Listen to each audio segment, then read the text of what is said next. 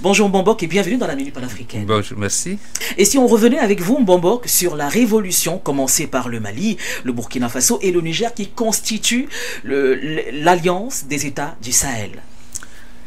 Pour le moment, en Afrique, c'est la constitution du point qui devrait irradier le continent africain demain.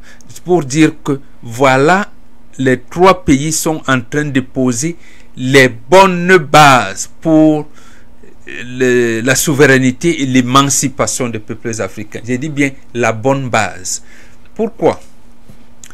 Ces trois pays, en acceptant de s'élever contre l'administration coloniale française, ne se sont pas limités aux aspects, j'allais dire, politiques, économiques.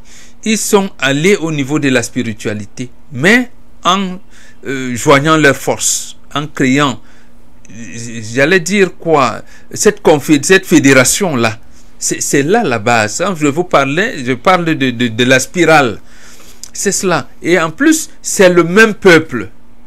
Quand le même peuple est réuni, et je pense que le roi du Ghana avait répondu à la CEDEAO. S'ils avaient des oreilles, je pense qu'ils avaient compris. Lorsque la CEDEAO avait voulu former une armée pour venir attaquer le Niger, la réponse des chefs Ashanti était la suivante. Nous n'allons pas accepter que vous formiez dans notre territoire une armée qui va bombarder nos frères Aoussa. Nous sommes des frères. Nous ne l'accepterons pas. Est-ce que les gens ont compris réellement la signification de cela? Bon, j'ai l'impression que oui, parce qu'ils ne se sont pas fait. Mais en réalité, cette dynamique, c'est ça qui doit être copié partout. Donc, l'Afrique doit former les fédérations. On parle de la vie communautaire.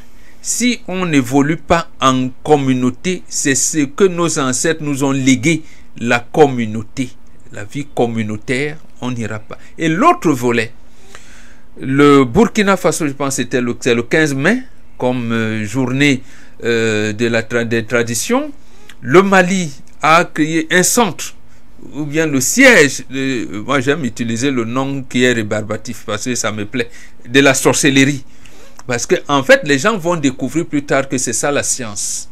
C'est la science. Et le Niger, qui, avec son uranium et tout, est en train d'émerger. Voilà les trois pays que sur le plan géographique, on vous dit, c'est le désert. Alors que la nappe phréatique de ces pays, donc voilà les pays qui peuvent donner de l'eau potable d'abord à leur population et au reste de l'Afrique sans problème. Mais on vous fait comprendre que c'est des pays désertiques, ils n'ont pas, et on les a amenés comme ça. Et je pense que les gens n'oublient pas que la première université au monde, c'était à Gao. Bon, vous avez donc la première université au monde et pensez que les gens ne sont pas, ou alors l'évolution de la pensée a été tuée avec les indépendances en 1960 quand même. Il ne faut pas imaginer des choses pareilles.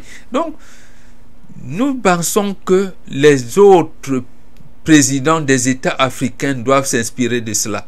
Parce que en fait, ici, c'est les présidents qui ont fait, on peut appeler ça comme ça, les coups d'État, mais des coups d'État salvateurs.